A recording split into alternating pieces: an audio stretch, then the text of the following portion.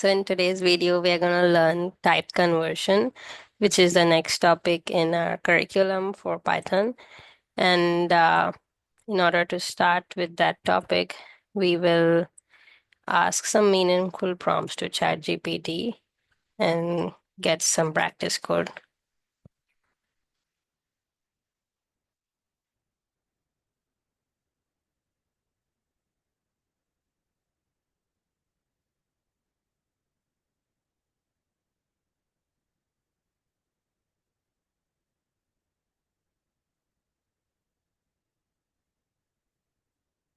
So, like always, we ask a question based on the prompt we have from our curriculum that we are trying to practice a particular item.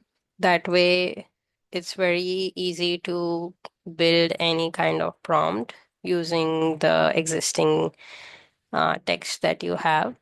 And over here, you'll see that it has shown us some example where it's converting an integer to a float and also a string to a float. So in Python, like many other coding languages, we can typecast or convert one data type into another using this kind of a format. So if you want to convert a float to an integer, then we use the keyword int and put the float number into round brackets. So this will convert the floating number into an integer. And similarly, if you want to convert int to a float, then you use the keyword float and so on and so forth. Over here, str is the keyword used for converting number to string. So we'll just practice one of this code on my screen quickly over here.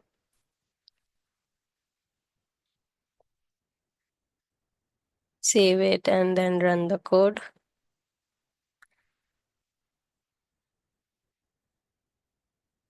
So I can, basically there is no output because we haven't printed anything yet. So we can print int num, comma, okay, just int num over here and also over here.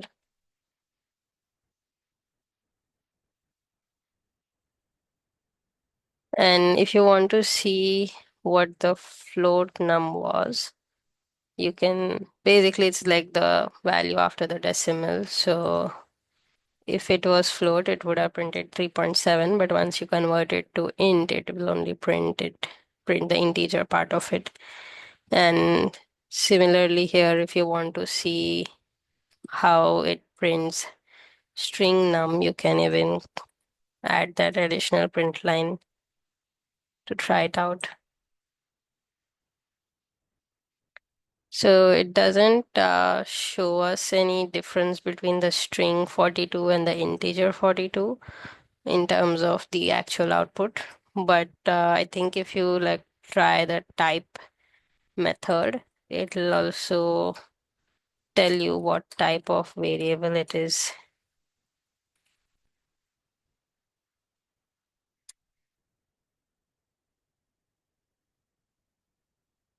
So it shows us that the first variable, which is string num str underscore num, is of type class type string.